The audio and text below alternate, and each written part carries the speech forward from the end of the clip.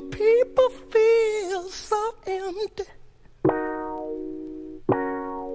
All their problems and hurt of pride. Et la première fois qu'on a entendu ce morceau, c'était une révélation pour nous. On en avait marre d'écouter des trucs de rock et on s'est mis à écouter presque que de la soul.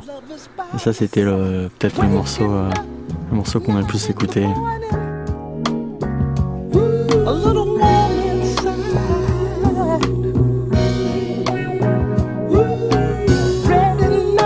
On a fait une tournée en Scandinavie.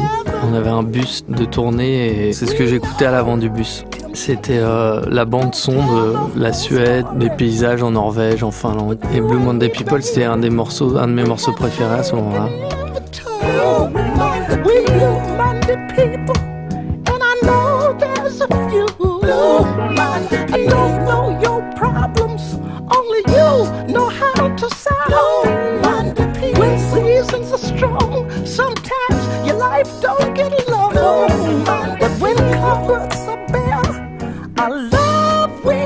En fait, il était dans l'espèce de compilation qu'on mettait avant les concerts. C'est entre les groupes, là, il y a toujours un moment où il y a de la musique qui passe. Celui-là, il était juste avant qu'on joue, celui-là. Il est parfait pour créer une ambiance de tension mystique. Ouais, ça me rappelle plein de coulisses, quoi. Les coulisses. Quand sur le bord de la scène, tu vois les gens qui boivent des mousses.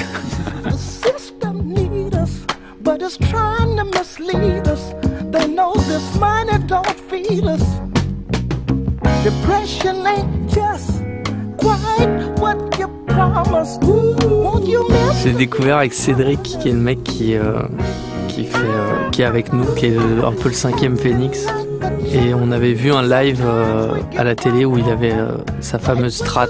Il a une Fender Stratocaster crème et blanche. Chaque fois que j'entends ce morceau, j'imagine la Strat blanche et un jeu hyper délicat. Au lieu de jouer avec un médiator, il jouait au pouce, ce qui donne toute la délicatesse de son jeu. Les gens qui jouent avec les doigts, c'est bon signe. Ouais, il caresse les cordes. Le voir jouer, c'est assez beau.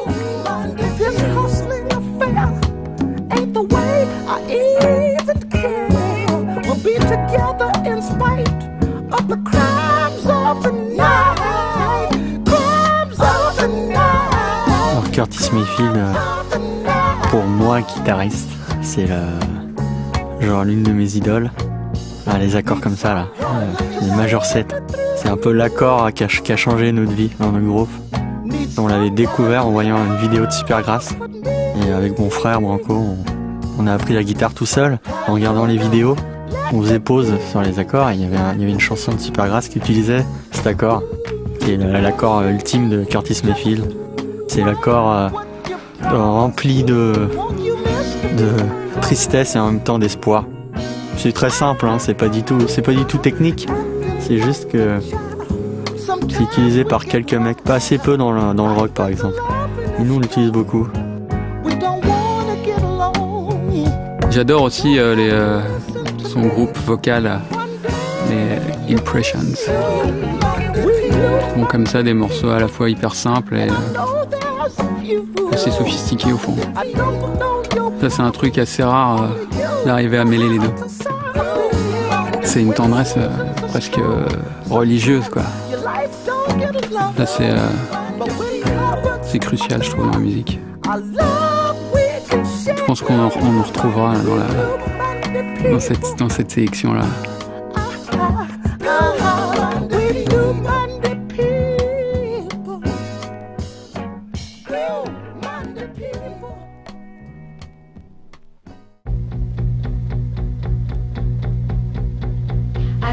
J'adore ce morceau. C'est Vicens, ça.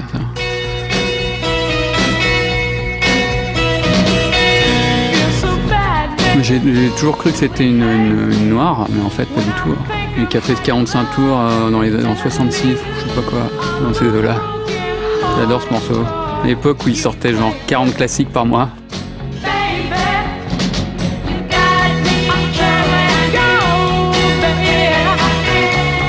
C'est des bonbons, quoi. C'est pas des morceaux. C'est hyper court et c'est hyper bien ficelé. La structure est imparable. Ça c'est le rêve de tout musicien, c'est de faire ça quoi. Des chansons qui en apparence ont l'air très basiques, très simples, mais qui en fait sont très recherchées.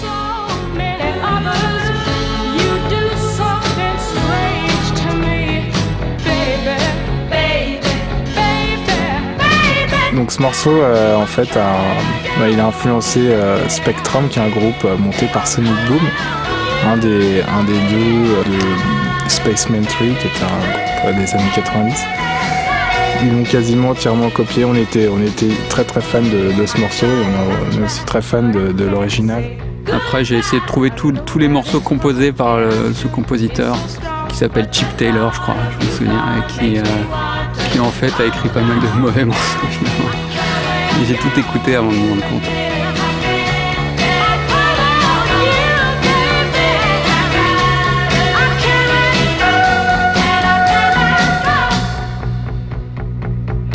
Et c'est un morceau qu'on reprenait en fait, je me rappelle maintenant, avec Darling. C'était en Darling avec Thomas et Guiman de Daft Punk. Une vague reprise de ce morceau il y a très très longtemps. Le riff est sublime.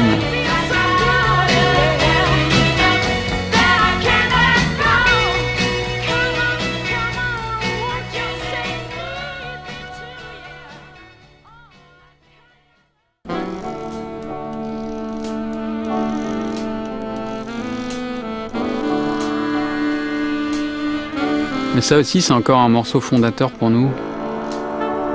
Un album assez inconnu en fait de Iggy Pop. Du coup, les albums comme ça, on a vraiment l'impression d'être en contact avec un mystère, avec un secret. Du coup, ces albums-là, ils sont importants parce qu'on a l'impression qu'ils n'ont été faits que pour nous, quoi.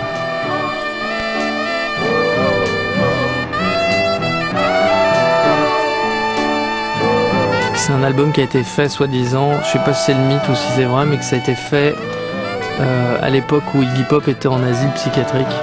Et c'est son album de week-end. C'est-à-dire, il sortait le week-end et il faisait de la musique avec son pote. Et ils ont fait cet album qui nous a vachement influencé, celui-là. Il y a un morceau qui s'appelle Consolation Prizes sur cet album.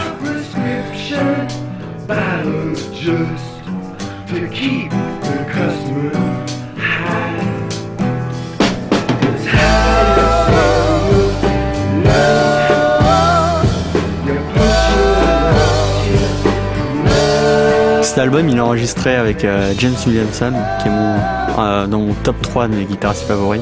C'est James Williamson qui faisait tout dans un studio hyper cheap avec juste un tout petit ampli qui valait $15. Enfin, on sent qu'il a été fait dans des conditions spartiates, quoi. J'adore les disques que j'arrive pas à comprendre, en fait. Les disques, j'arrive pas du tout à comprendre d'où il vient. Mais ça, c'est un disque qu'on a écouté à fond aussi, là.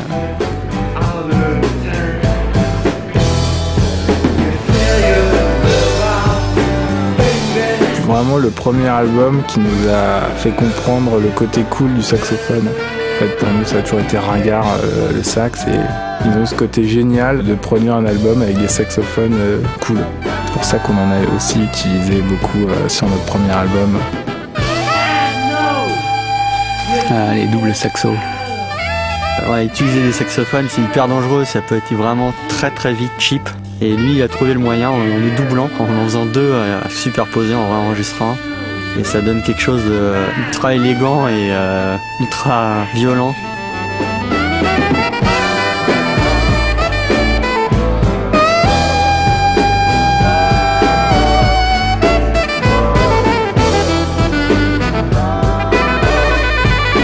J'avais genre, je sais pas, 16 ans, et j'ai cru que mon vinyle, il y avait de la poussière dessus. Je croyais qu'il y avait un problème, que la voix de Iggy Pop était tellement saturée. Voilà, cette voix-là, je croyais qu'il y avait un problème. C'est le premier disque où j'ai découvert qu'il n'y avait pas de règle, en fait. C'est un des vinyles qui a fini dans le coffre de ma voiture, brûlé au soleil, fondu par le soleil.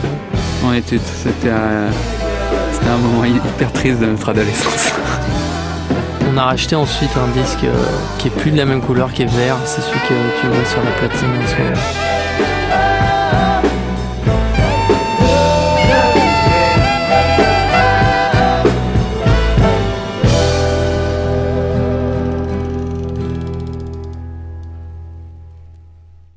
Un soir, qu'à l'improviste, j'tac, je frappe à ma porte, toc toc. Alors là, on écoute Serge Gainsbourg et Flash Forward. Alors cette chanson, je l'ai découverte en début des 90s, quand Snoop Doggy Dogg cartonnait. Sans réponse, Et mon frère Branco m'a fait découvrir ça. En fait, c'était du Dr. Dre avant l'heure. Ça sonnait encore plus moderne limite que Snoop Doggy Dogg. J'avance dans le black-out et mon Kodak impressionne sur les plaques sensibles de mon cerveau une vision de claque. Nous, on est français, donc c'est assez simple en fait. Pour les Français, il n'y a que ça presque. C'est l'impression qu'on avait qu'il n'y avait que Gainsbourg finalement. Tic-tac, tic-tac, tic-tac, tic-tac, comme sous un électrochoc. Gainsbourg, il est peut-être trop bon en fait. C'est ça le problème. C'est un des rares chanteurs qu'on écoute qui chante en français, mais il est tellement bon qu'il te coupe les pattes, quoi. Tu peux pas passer derrière. Il semblait une guitare rock à deux jacks. L'un son trou d'obus, l'autre son trou de balle. Crac. Le truc d'être français, c'est qu'au fond, tout ce qui est bien est loin en fait, et donc plus magique. Ce qui est loin, c'est un peu flou, et ce qui est flou, c'est mieux. Et Doc, qui, moi, paranoïaque? Demandez donc un peu au vioc qui est portier de nuit au rock, si hôtel, si je débloque.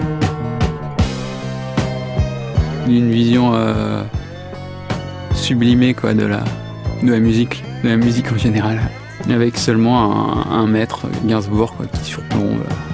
C'est là, à jamais, sur le bloc-notes de ma mémoire, black sur white. Et quoi que je fasse, ça m'en viendra en flashback, bordel. Jusqu'à ce que j'en claque. Là, tu sens qu'il y a un ego trip, un truc, une domination mondiale, tu vois, une mainmise comme ça, un truc hyper pesant. Et ça, c'est difficile de passer après lui.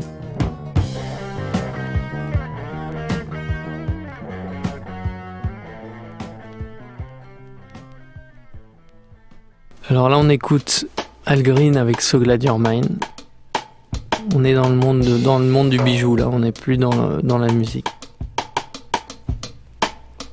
On avait un disque de sample, un white label, et il y avait juste cette intro. C'était pour que les mecs le samplent. Et ça s'arrêtait juste quand la voix commence. Hop, tac. Et là, ça coupait. Et donc... on était là, mais cette chanson elle est incroyable, et on a fantasmé pendant genre une année entière. J'aime beaucoup l'intro de ce morceau, la batterie seule qui suit de la petite mélodie de cordes, qui revient jamais d'ailleurs, elle est qu'une fois dans le morceau. Je crois que c'est ça justement qui en fait tout l'intérêt. Le son d'orgue là, j'ai écouté ce petit moment, cette intro, des milliers de fois je crois. On dirait de l'eau.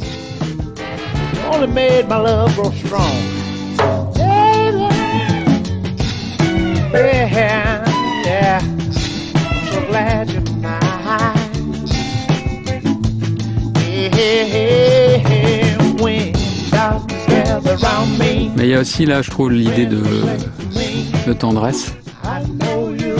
Mais là, c'est un truc plus félin. Toujours, c'est hyper minimaliste et hyper sexuel. Mais dans le sens le plus noble du terme. Non, il y a un effet poil de puma, ouais, je trouve. C'est lisse, c'est noir, ça brille dans le soleil.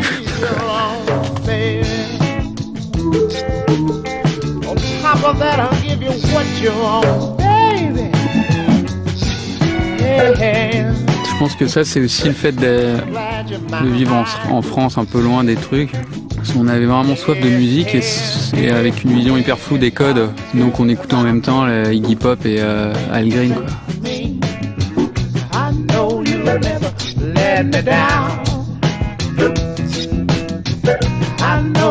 Ce morceau, il nous a inspiré pas mal pour les batteries surtout. Charlette de la batterie qui sautille toujours. Des rythmes hyper simples, hyper basiques, mais joués avec une patte unique. C'est une batterie super légère et super... le Charleston, il est presque pas là et en même temps il rythme parfaitement le morceau. Enfin, le batteur, il est incroyable.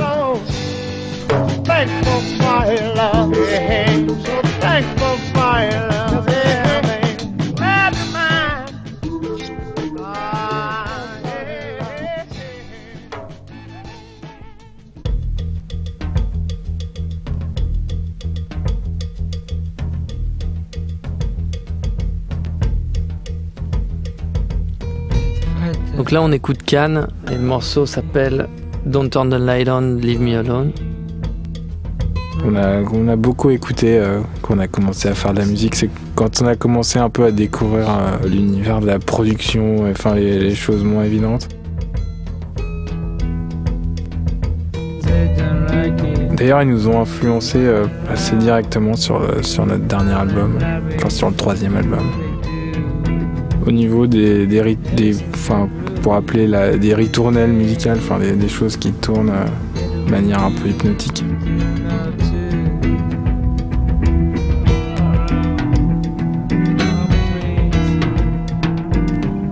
On a l'impression que le chanteur fait du yaourt, alors qu'il y a un semblant de parole qui existe. Il y a un genre de fil directeur, et je suis pas sûr qu'il ait été créé avant que le chanteur chante.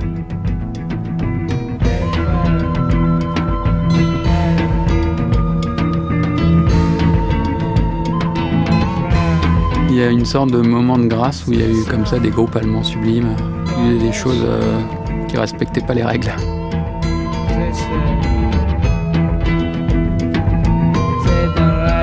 C'est le genre de musique qu'on écoute quand on fait des disques. Il faut que ça reste abstrait. Puis dans une bagnole, c'est parfait ça.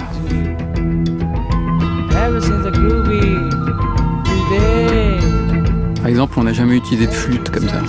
Je pense qu'on n'utilisera jamais de flûte comme ça. Mais là, ça sonne bien, là, ça sonne à propos.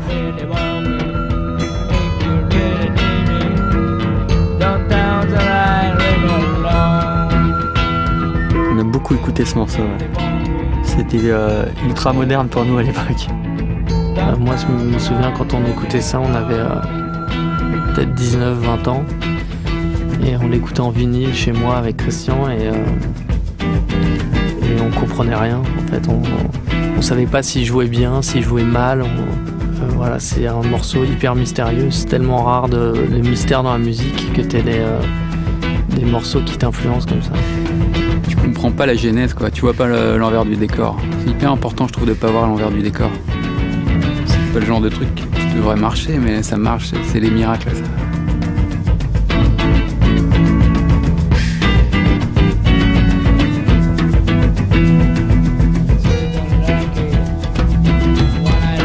Je me souviens qu'on essayait, c'est un morceau qui nous a fait acheter des instruments qu'on n'aurait pas achetés sinon, des maracas, tout un kit de percussions, juste parce qu'on voulait des percussions à la canne. Souvent quand on parlait de morceaux de production, on disait on voulait une batterie à la Noy ou une batterie à la canne, et quand on réécoutait les morceaux, on était assez loin, parce que c'est juste on fantasme sur les trucs et ça représente une froideur allemande, des autoroutes désertes la nuit et des trucs comme ça, et ça nous parle plus que d'autres choses. L'idée d'un groupe allemand, je trouve ça hyper romanesque. J'adore ce morceau.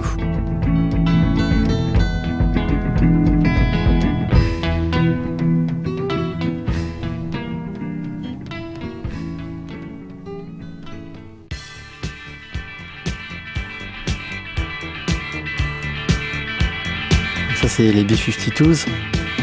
C'est le premier disque un peu dit alternatif que j'écoutais. Ça m'a bien plu, de mélanger histoire et rock. Je trouvais ça assez classe. Ça représente juste quelque chose de cool dans la bouche des 3 autres mecs du groupe. Et moi, j'ai jamais écouté, donc quand ils me disent ouais, faudrait trouver un phrasé un peu à la Mésopotamia c'est juste pour moi des idées, des mots mis bout à bout qui sont assez cool, avec un peu toujours un truc un peu historique ou beaucoup d'attitude. Et moi, ce que je voyais, c'était un truc mystérieux et dangereux. qui respectait pas l'idée qu'on se faisait d'une chanson pop, quoi. Et ce morceau-là, il a ça. Le sens de la tension.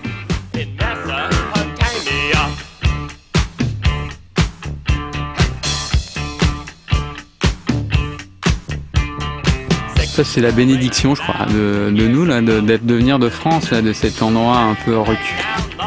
Où tout semble... tout est dans la brume. Comme dans les tableaux de Léonard de Vinci, il est parti dans la fumée, là.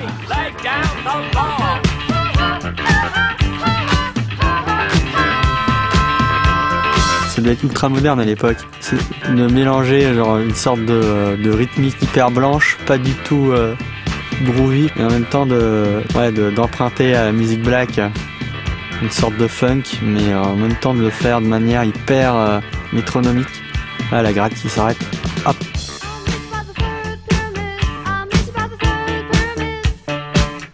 Ça nous parlait, ça m'a parlé déjà à 10 ans. Ça me parle toujours.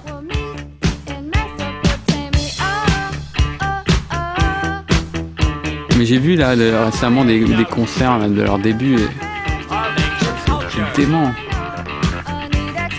Hyper original avec une fille à la basse. C'est toujours très bon signe, je trouve.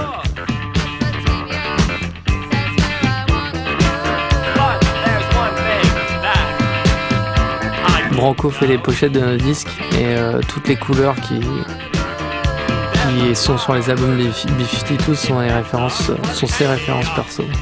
On a piqué le code couleur là. Le rouge là et l'espèce de bleu qu'on a utilisé pour les singles là. C'était pas la couleur évidente. Il y avait toujours un truc, un bleu un peu bizarre.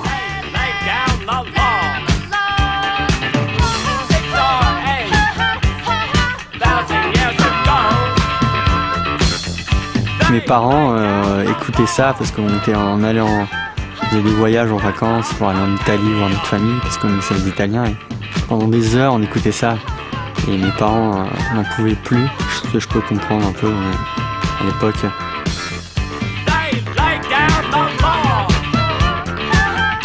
Et ce morceau, ouais, il est fou ce morceau, il est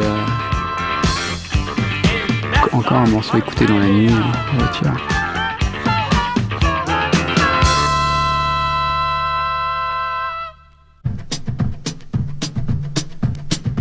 Ça c'est Ruby de Kenny Rogers. Et c'est un morceau que j'adore chanter en karaoké. C'est un super morceau de karaoké. Les paroles sont super.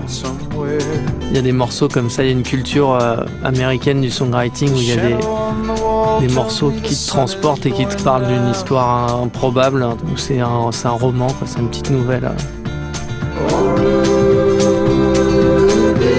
C'est un vétéran du Vietnam qui est en chaise roulante, qui parle à Ruby et elle lui dit de ne pas sortir et parce qu'elle le trompe évidemment, parce qu'elle ne peut pas supporter ça. Et donc à la fin, il prend son flingue et il va la buter. Mais il dit tout ça d'une manière ultra suave et avec classe. Johnny Cash avait fait ça aussi à fond. Elle va dire des trucs monstrueux avec un petit sourire. Mais les paroles de la musique country sont toujours assez sublimes. Il y a quelques morceaux comme ça, genre je vois Walk on the Wild Side, c'est dans le même genre de Lou Reed, où la production, enfin la façon de faire le morceau, tu sens que les potentialités sont exprimées à 100%. Et on sent que rien n'est perfectible.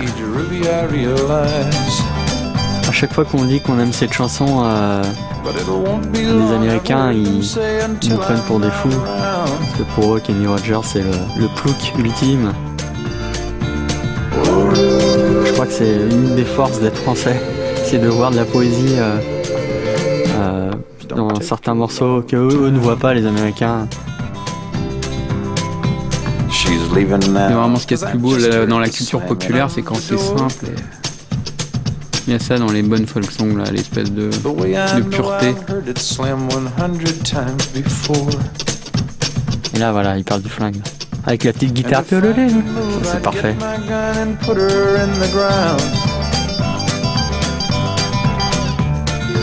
Non mais tout est parfait, alors l'arrangement des guitares, je sais pas, j'arrive même pas à comprendre comment ça se passe. Une espèce de pulsation folle. Mais là je pense pareil que si on avait été américain, on n'aurait pas pu aimer ce morceau. On aurait vu Kenny Rogers à la télé, ou je sais pas, dans un 4x4. Nous on sait pas, on l'a jamais entendu parler ce type.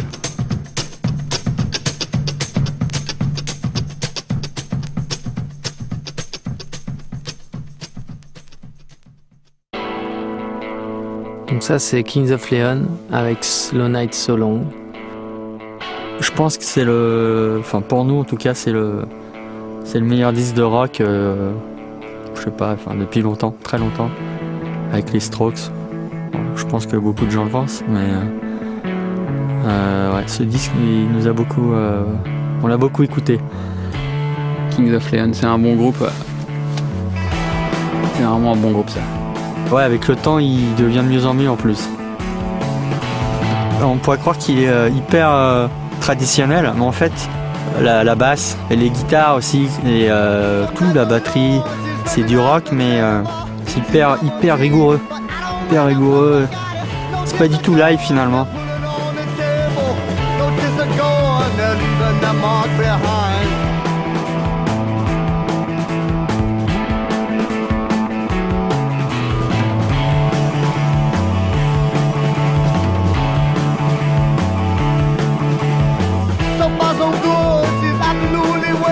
On a fait un festival avec eux à Gênes, en Italie. Et moi j'ai découvert les morceaux du deuxième album en live comme ça, et j'ai tout de suite su que c'était un truc que j'allais adorer. Et il y a plein de morceaux que j'écoute toujours qui sont... Le deuxième album, c'est un de mes albums préférés en fait, c'est toujours un classique.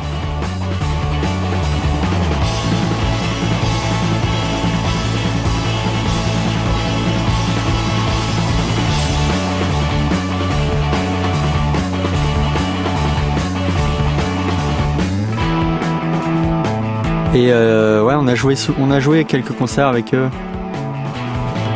Ouais, ils sont cool, ils sont très énigmatiques, très cool. C'est ça qui est marrant, c'est dans la vie dans la vie de gitan, on arrive de temps en temps à se croiser comme ça. Ouais, ils sont sympathiques.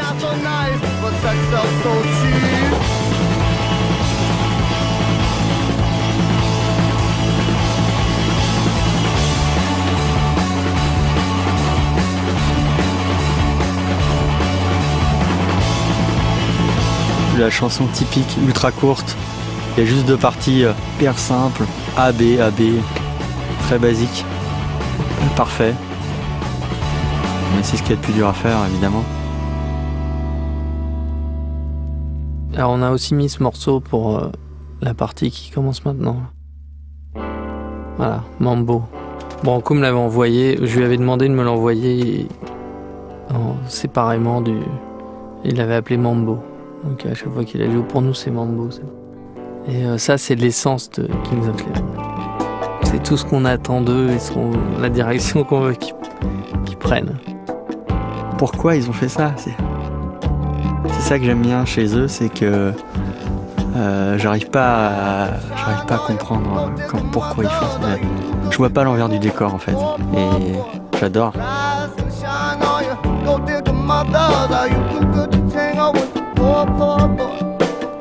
Je suis comme un gamin à écouter qu'est-ce que c'est que ça? C'est hors style et ça marche parfaitement.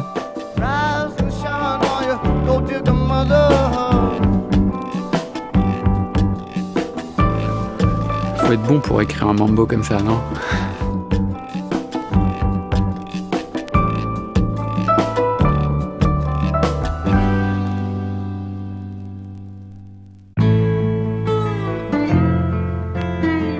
Alors on écoute Jane Birkin et le morceau c'est Leur plaisir sans moi. Maman connaît pas la solitude, je ne connais. Je crois que c'est l'album de Jane Birkin qui a été fait juste après Melody Nelson. Donc on retrouve les arrangements de Jean-Claude Vannier. C'est le meilleur de Gainsbourg au service de Jane Birkin. Une des seules écoles de musique qui te rend pas coupable d'être un requin en musique un peu. C'est-à-dire musicien de studio, c'est toujours quelque chose qui est assez décrié et là c'est toute la noblesse du requin de studio qui fait sa prise tout seul, bien, dans sa cabine. Si j'avais le fric, je prendrais un billet pour ailleurs. Je sais même pas exactement, il est mystérieux celui-là dans la carrière de Gainsbourg et de Birkin. J'aimerais voir Stam. On l'écoutait aussi beaucoup celui-là. On adore tout le disque, les batteries comme ça.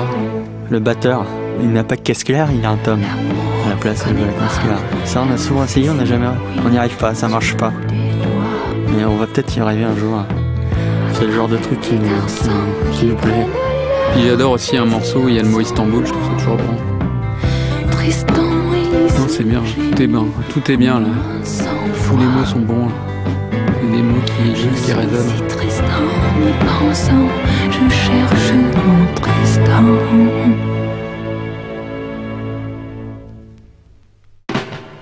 Alors ça c'est Dion avec In and Out of the Shadows. Bah, c'est un de mes morceaux, c'est un morceau que j'écoutais vachement pendant la tournée du 3e album. C'est le morceau en général qu'on mettait quand on arrivait dans les loges. C'est un morceau d'accueil.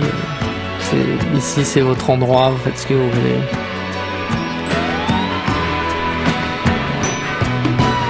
C'est le genre de chanson que tu peux écouter que dans un certain état d'esprit. Elle peut être très très chiante cette chanson, ou alors à un moment te parler comme rien d'autre. Phil Spector, donc c'est lui qui produit cet album. C'est lui qui a fait le Wall of Sound, qui est une accumulation de pistes qui donne un son énorme. Et souvent les voix sont comme ça, elles sont aussi tout est décuplé. C'est un orchestre de rock en fait. Quand on enregistre un album, on parle souvent de cette chanson. On dit à Tom, quand il doit enregistrer une voix, il dit faut que tu donnes tout. À la Dion, on dit. Et là, c'est la voix vraie. On a l'impression que tout ce qu'il dit, ça ne peut être que vrai. Et voilà, c'est la mise à nu ultime, c'est Dion. Le truc étrange, c'est l'espèce d'impression d'honnêteté totale. Et la production luxuriante, je crois que c'est ça qui fait que ça dépasse l'entendement. Il y a un truc d'abandon. Donc c'est un mélange de nudité et en même temps d'extrême richesse dans les arrangements, avec le mur du son de Spector. C'est juste l'arrangement et la performance qui en font quelque chose de magique. Comme il y a plein d'instruments et plein de pièces, t'as l'impression à chaque fois que c'est pris dans un hall de gare énorme et du coup tu vois la petite guitare que t'as dans le fond toute seule, là ça te paraît un truc hyper fragile et tout ça parce que c'est en contraste avec tout le reste.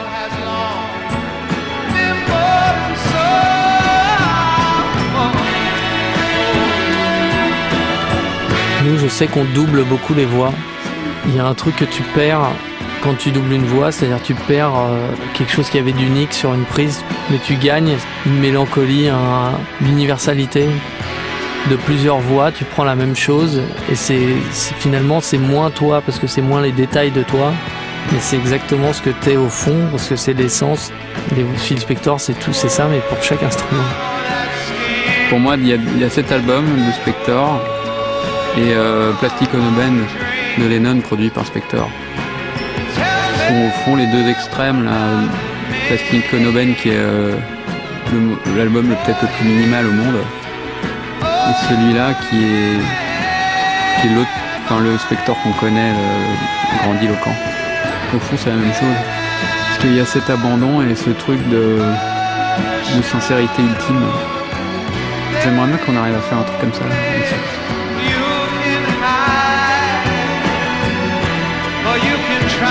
Non là aussi c'est un truc magique où ça pourrait ne pas passer, mais il y a un truc, une combinaison, une alchimie qui fait que, je sais pas, ça touche exactement là où il faut, esthétiquement.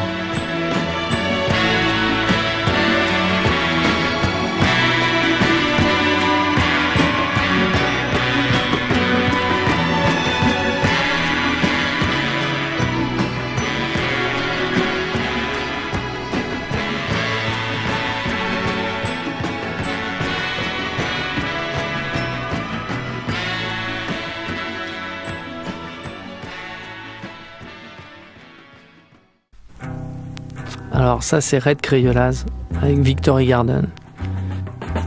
En fait, ce morceau, ça restera toujours un mystère. On n'a jamais su si la manière dont il jouait était voulue ou si c'était juste du hasard. Jouer comme ça, c'est des musiciens experts qui s'amusent à jouer n'importe comment. C'est hyper dur à faire en fait.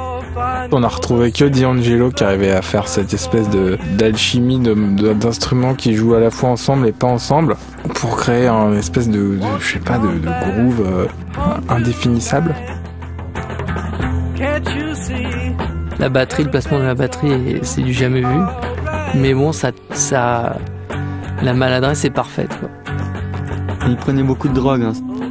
Des Texans qui prenaient du LSD et tout ça dans les années 60. Donc ce qui donne un truc complètement fou, mais en même temps qui marche, je ne sais pas comment.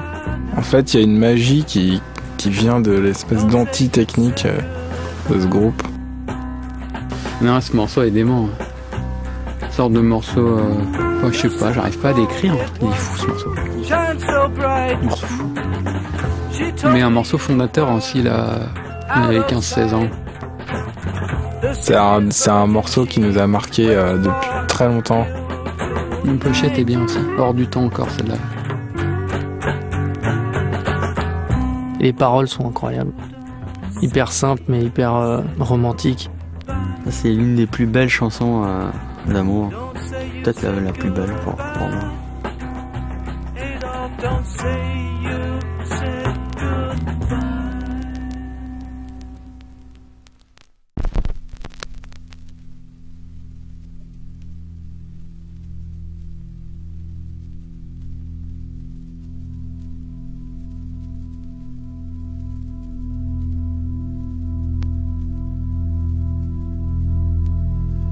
Alors là, on écoute John Carpenter, Escape from New York. À chaque fois que j'entends ça, ça me fait penser à, je sais pas pourquoi, à Nicolas Godin de R. Peut-être parce qu'on l'a beaucoup écouté ensemble. Une référence du cool, de l'utilisation des synthés de manière classieuse.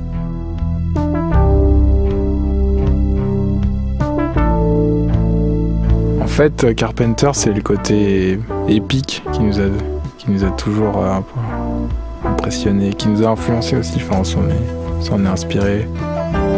Peut-être pas directement dans les compositions, mais dans la dynamique du morceau.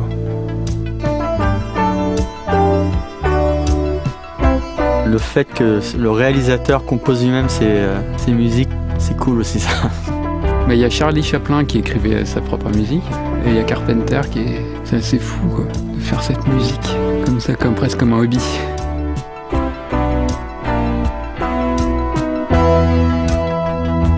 On a d'ailleurs adapté le thème de ce morceau sur un de nos morceaux en live.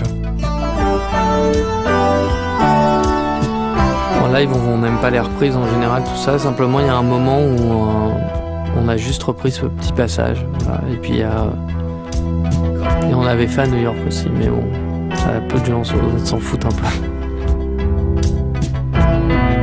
Moi, j'associe pas du tout cette musique au film en fait. J'associe à Pochette. Puis on avait trouvé cette version où il y avait tous les instruments détaillés quand on était jeunes, et ça nous est rêvé tout ça. C'est des noms d'instruments. C'est hyper homemade, c'est ça qui est bien aussi. On sent que c'est fait à la maison chez lui. D'ailleurs, on voit sur les photos, on le voit, le petit studio de son pote, j'imagine. Et ouais, c'est un disque à l'opposé des grands disques faits dans des grands studios qui coûtent une fortune. Il a été fait chez soi, le soir, en contrôle total, sans avoir de stress et en maîtrise totale. Ça en fait le caractère, parce que le son il est un tout petit peu cheap, un tout petit peu. En même temps, il est ultra personnel. C'est cheap, mais en même temps, c'est hyper classieux.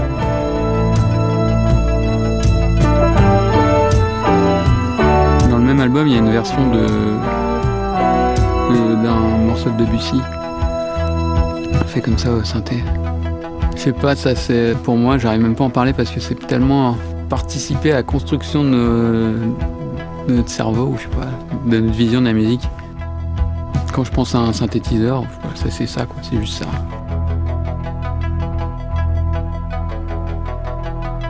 Il est super écouté dans le bus de tournée aussi. À l'avant, la nuit, comme ça, dans les... Voilà, l'automne ou l'hiver, de préférence.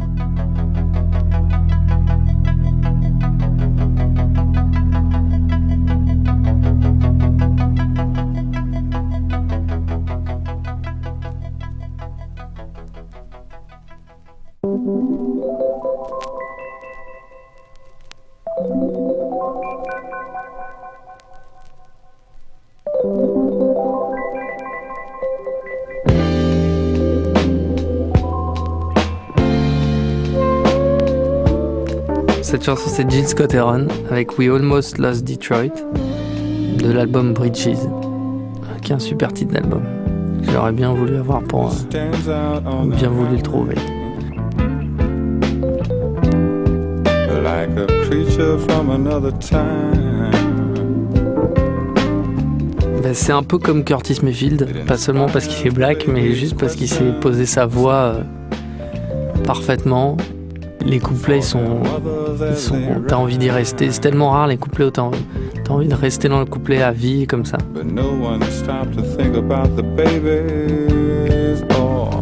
En fait, c'est tout simplement mon morceau préféré de... Bah, c'est mon morceau préféré de soul.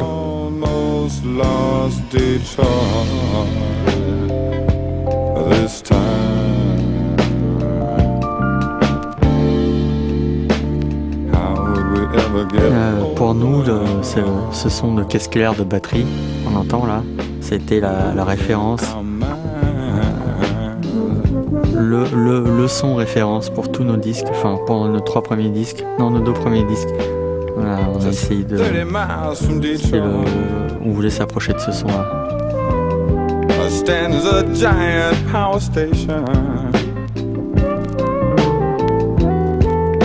Plus on travaille en studio, plus je me dis que la légèreté, c'est un truc hyper dur à avoir en fait. Et que c'est ça qui fait le style et c'est ça qui fait qu'un morceau est viable pour nous. How they would survive, and we almost lost Detroit this time. Mais là, c'est pareil, c'est parfait, l'élégance, c'est incompréhensible, l'élégance. Et là, chaque chose est parfaite, parfaitement juste.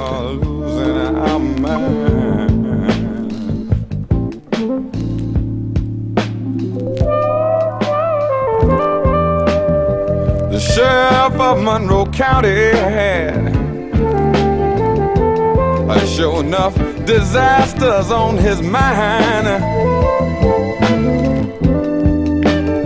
And what would Karen Silkwood say to you? Et donc pendant 2 ans, on n'écoutait que des disques comme ça, parce que pour nous, c'était ultra frais, parce qu'on venait du rock, on écoutait les Stooges, les Velvet Underground. Et ça pour nous ça venait de notre planète. Le son, tout, enfin c'est... Ce morceau il est... Même là j'ai des frissons en l'écoutant.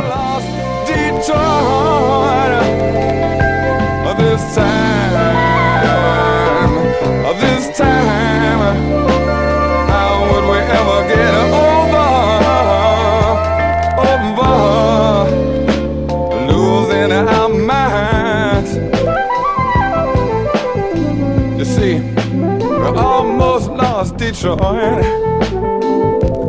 that time, almost lost Detroit.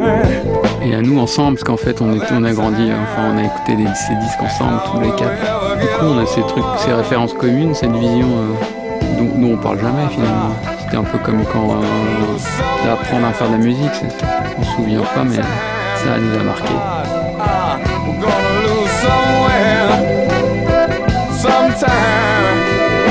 And how will we ever get over losing our mind? How will we ever get over losing our mind and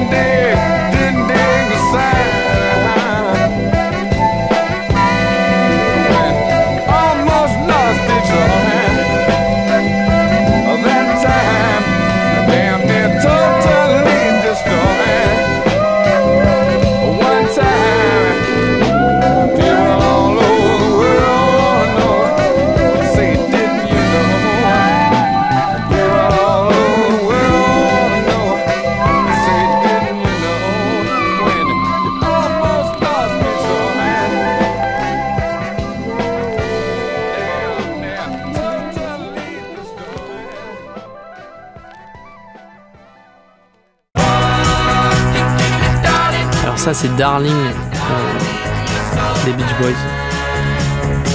Avant Phoenix, il y avait Darling, mon premier groupe avec Guy Manuel et Thomas.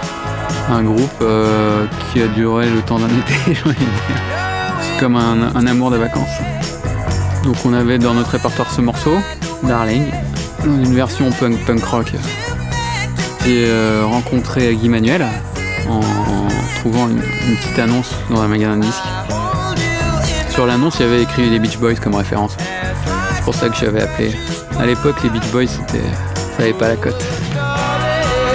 Bizarrement, les gens ont l'impression qu'on est beaucoup influencé par les Beach Boys, mais c'est assez inconscient parce qu'en fait, finalement, c'est un groupe assez hermétique. C'est tellement complexe, enfin, c'est un niveau de génie assez élevé. Donc, pour s'en inspirer, finalement, c'est assez difficile.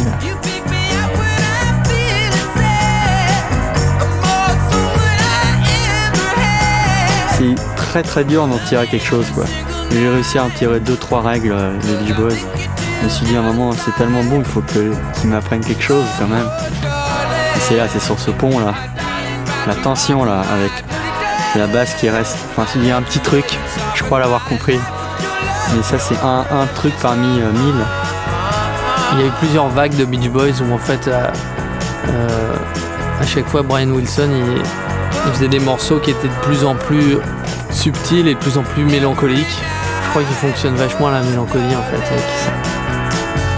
Mais les Beach Boys, ouais, c'est le groupe qui nous a fait comprendre que la basse pouvait jouer une autre note différente que celle préposée. C'est-à-dire la basse pouvait avoir sa propre vie en fait.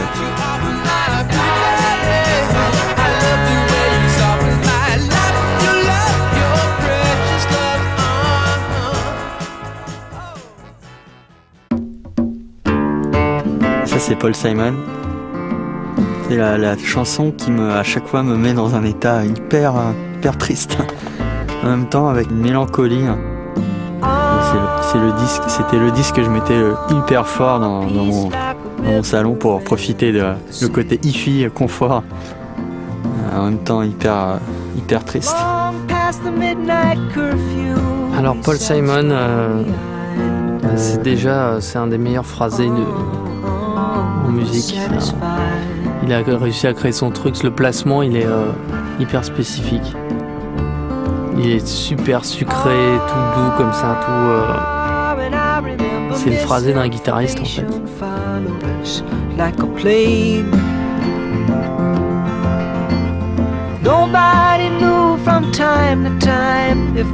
Moi, c'est un phrasé qui est assez loin de moi finalement, parce que moi je suis batteur au début. Quand t'es batteur, tu te places comme un batteur vraiment. Je sais que Prince, il était batteur au début, ça s'entend vachement quand il chante. Quand t'es guitariste, tu te balades entre la chanson, tu sais ce que tu veux.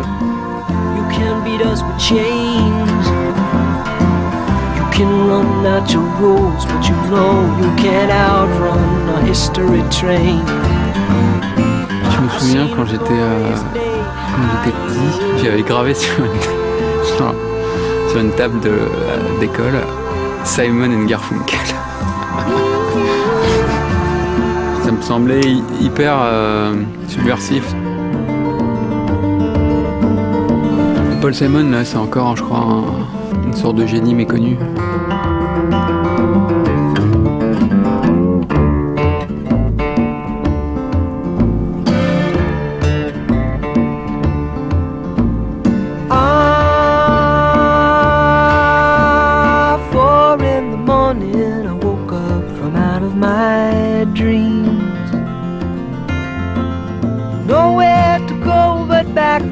Les paroles, c'est pareil aussi, elles sont incroyables.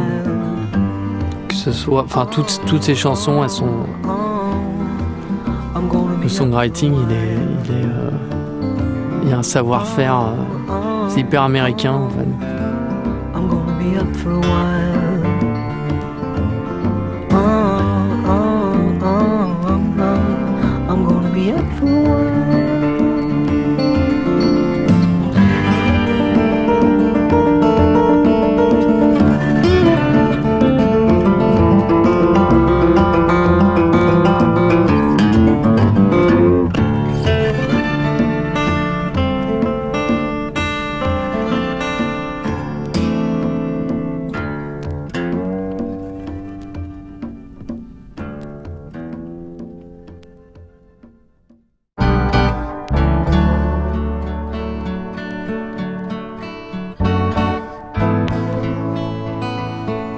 lui, contrairement à Kenny Rogers, lui, il respectait tout le monde. Ce qui est logique, parce que Kenny Rogers, ça fait beaucoup de chansons nulles, il en a fait quelques-unes de bien. Mais Graham Parsons, lui, il a une approche parfaitement pure de la musique. Wanders all around, everywhere. J'adore la première phrase, j'arrêtais pas de la chanter. Pendant, je sais plus combien de temps je chantais, c'est juste Oh my land is like a wild goose. Ma terre est comme une oie sauvage. Ça m'a suffi pour 6 mois, ça a fait 6 mois de ma vie ça. Le mec il a résumé sa vie en une phrase et après t'as même pas besoin d'écouter le reste, ça coule tant que t'écoutes mais la première phrase a tellement de mystère que j'ai pas envie de savoir ce qu'il dit après en fait. Je sais que je vais être déçu, donc j'écoute pas après.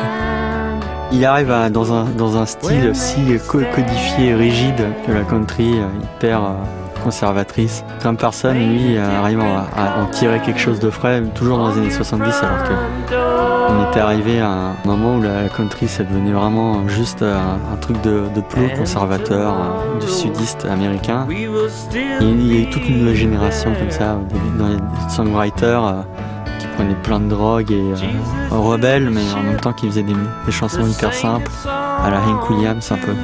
Graham Parsons, c'est le roi de cette génération. C'est de l'inspiration, mais tu sais que si tu t'en inspires, t'as aucun risque parce que tu vas réussir à exprimer ce que t'as toi d'une façon différente.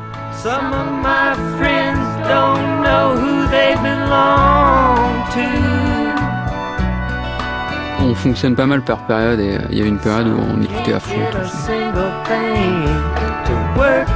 La famille Birds, toute cette période. La fin des années 60 sur la côte ouest. Une sorte de country faite par des jeunes qui se réapproprient ça. Quoi. Se réapproprier, ça me paraît un truc important dans l'histoire de l'art. Il y a l'idée d'un âge d'or où la musique était pure.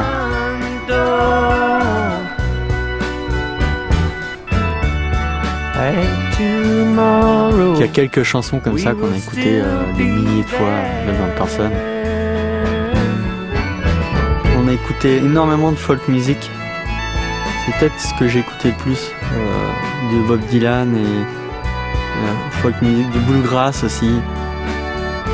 Je sais pas pourquoi, mais ça nous parle beaucoup. Il y a une époque où on faisait que des morceaux complètement influencés par Graham Parsons. On pourrait même dire des copies de Graham Parsons. Quand on avait, je sais pas, 16-17 ans, on était obsédés par lui. On le trouvait cool. On écoutait que Graham Parsons et les Stooges. Ce que j'adore dans ce style, c'est l'économie de moyens, la simplicité du message. On parle de choses très dignes, toujours des thèmes ultra purs. J'imagine que je les aurais détestés si j'habitais là-bas et tout. Mais il se dégage quelque chose de hyper mystérieux. Et là, c'est Emmylou Harris qui chante derrière. C'est une sorte de chanteuse country qui maintenant, qui très vite s'est révélée faire partie de la mauvaise country un peu conservatrice. Et on l'a vu en Allemagne, c'était assez drôle. On était en tournée et elle passait en concert, je crois que c'était à Francfort. Il y avait des Allemands habillés en chapeau de cow-boy. Donc c'était assez grotesque, mais c'était sympa. Sur le chemin, je crois que la salle de concert s'appelait Sportsverb. Du coup, on a appelé un de nos presets de Reverb comme ça, Sportsverb. Je revois le panneau là. And tomorrow we may still be there.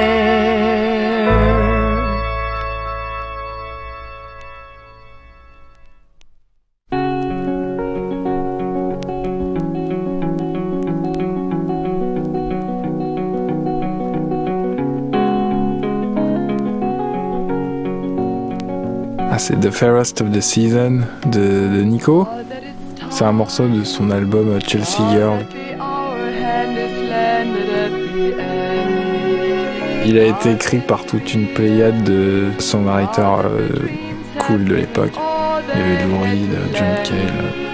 Ça, c'est un morceau de Jackson Browne. D'ailleurs, c'est mon morceau préféré de cet album.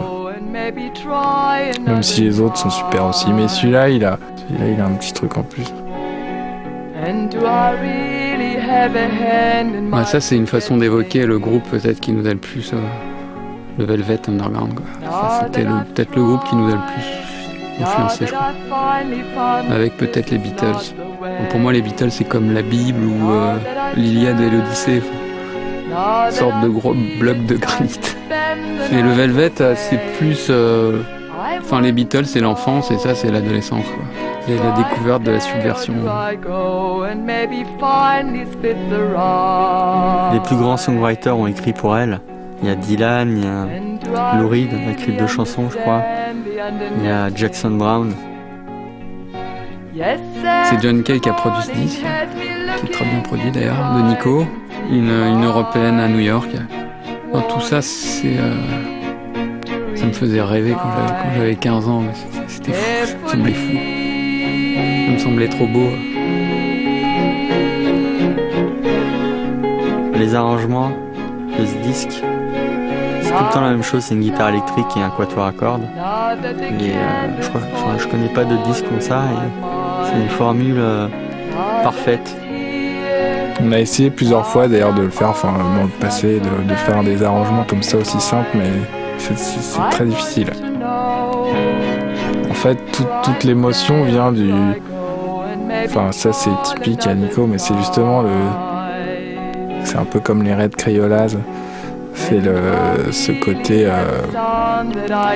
tout le charme de la non-chanteuse, en fait.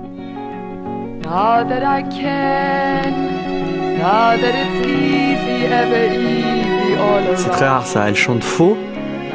C'est le faux qui donne des frissons en fait. C'est parfaitement faux en fait. Elle est toujours autour des notes. Je crois jamais dessus. Mais c'est ça, en fait, si ce morceau était bien chanté, je crois qu'il serait... D'ailleurs, il y a une version de Jackson Browne il la chante très bien, mais elle est beaucoup moins bien. Seulement la magie, c'est ça, c'est la différence.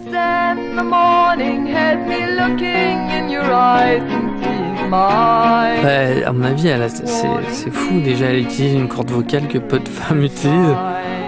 Donc elle doit trembler et forcément, plus tu chantes vers le bas, moins c'est stable et tout, mais ça apporte un truc. Et le titre est super, The Fairest of the Season. C'est plus proche de la poésie que de la chanson. C'est peut-être une des chansons que j'ai le plus écoutées dans mon iPod en tournée. On a tous notre petite compile pour s'endormir dans notre banquette, dans le tourbus. Cette chanson-là, elle est dans le top 10 de la compile.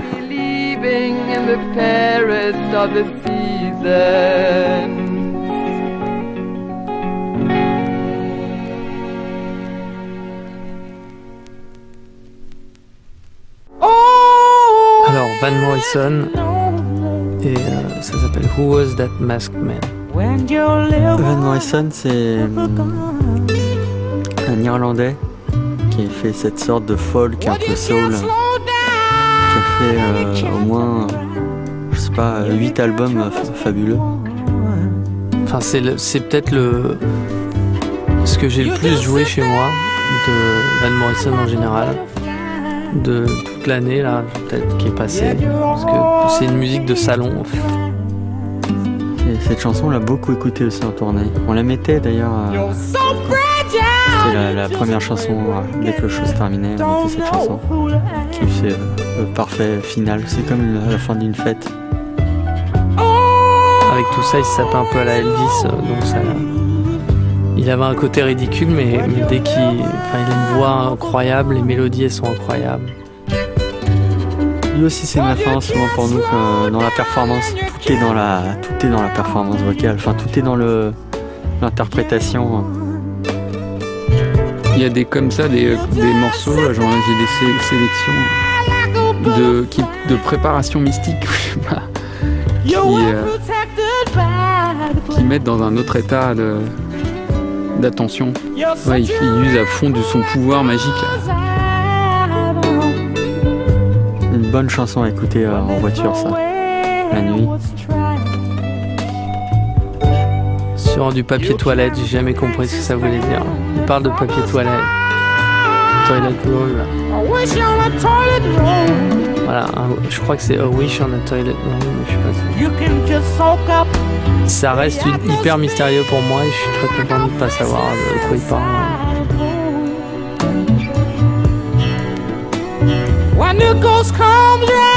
C'est encore un morceau là de préparation à une épiphanie.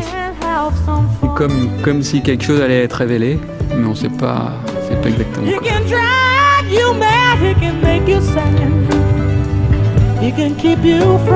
C'est des morceaux où tu rentres tout de suite dedans en fait. Ils te donnent tout de suite la tonalité du morceau et puis c'est des morceaux qui peuvent durer indéfiniment. Il se passe plus rien, t'es juste bercé par sa voix et par tous les instruments qui font des petites variations, des petits trucs.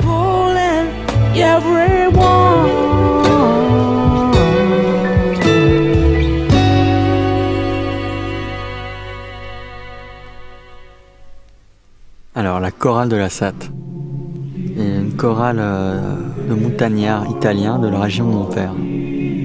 Ça c'est notre enfance à Christian, à Chris et moi. Chorale du Trentin. Mon père vient du Trentin. Enfin notre père vient du Trentin. Il a quitté l'Italie à 16 ans. Et donc en fait à chaque fois il mettait ce disque quand on était petit. Il avait les larmes aux yeux. Avec mon frère, on a toujours écouté ce disque avec émotion. En grandissant, on a découvert toute l'histoire en fait de cette chorale. L'histoire est assez géniale parce que c'est des montagnards, mais des vrais montagnards, des vrais gars qui chantent avec des voix de filles. Des arrangements ultra complexes parce que ça a été arrangé par un pianiste virtuose italien. Il se trouve que mon pianiste préféré, qui s'appelle Arturo Benedetti Michelangeli, est celui qui s'est retrouvé un jour dans le Trentin et qui a arrangé les chœurs de la Satte. Donc il y a ce mélange de musique savante et de rusticité. Enfin, ça m'a toujours fasciné qu'il puisse faire de la musique aussi céleste. Mon rêve c'est de faire partie d'une chorale au fond. Le rêve de se fondre dans un ensemble plus beau. Les chorales du sud italiennes, ou même les chants corses ou tout ça, où c'est plutôt tout est dans l'ego, la fierté, l'orgueil, là c'est l'opposé, c'est tous pour un, personne ne se met en avant, c'est la classe ultime. Et donc voilà, et le yodel, tout ça là, qui me touche à fond, qui a été repris à fond dans la country music et dans la folk. Ça, tout le folklore américain vient entre autres aussi des Alpes. Non, on les a vus en concert plusieurs fois. On est allé sur place à Trento. On a rencontré le chef choral. Un jour, peut-être qu'on fera un truc avec eux. J'espère.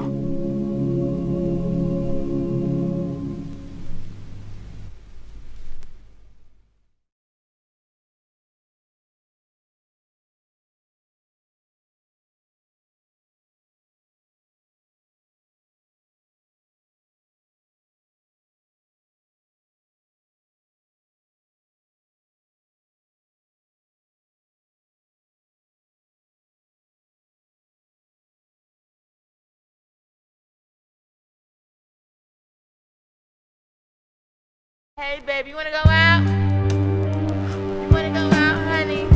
Spending money. City Light, c'est la phase B du premier disque qu'on a sorti sur notre label. On a monté un label qui s'appelait Ghetto Blaster et sur lequel on a sorti un 45 tours en vinyle. C'était très important de le sortir en vinyle et pas en CD. En fait, il a été enregistré entièrement en live, fait dans notre cave.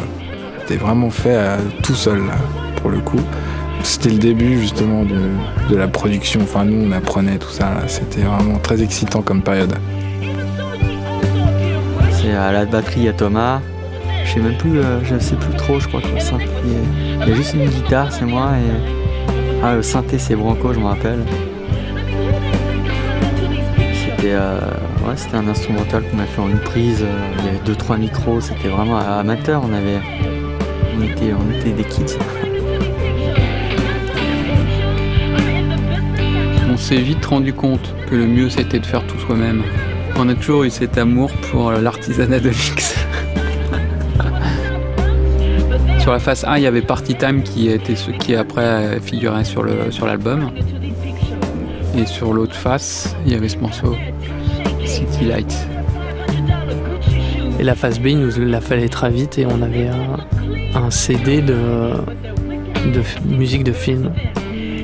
Et voilà, on avait fait cet instrumental et on avait mis la voix dessus et ça marchait très bien. Nous, ce qui nous plaisait, c'était le contraste avec Party Time, un morceau de punk rock ultime.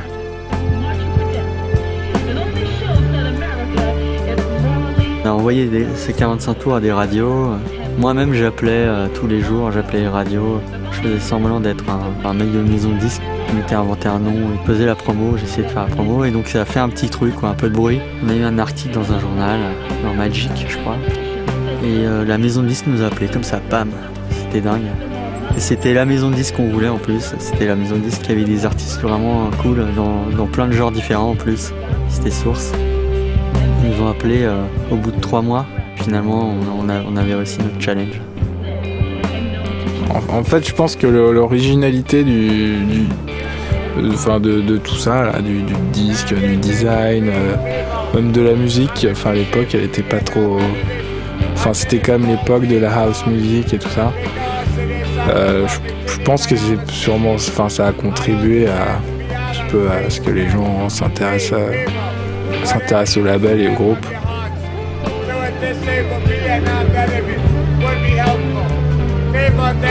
Pour l'anecdote, les vinyles, il y en a 500 seulement.